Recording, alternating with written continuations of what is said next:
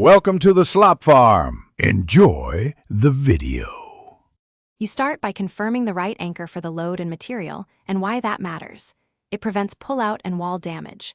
Once done, mark the hole with a level and center punch so the drill won't wander. Make sure to select the matching drill bit diameter to the anchor shank.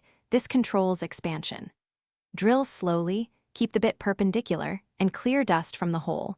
Debris blocks expansion and reduces holding strength, so remove it before you insert the anchor. You now seat and set the anchor so it secures correctly. First, tap the metal anchor flush into the hole with controlled hammer taps. You want it straight, not deformed. Once flush, insert the screw and tighten slowly so the anchor's legs expand behind the wall. This is how it gains grip.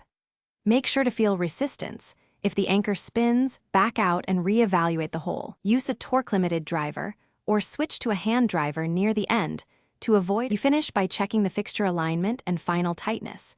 Make sure the anchor holds firm and the screw sits flush or at the specified gap. If the anchor spins or won't grab, don't force it.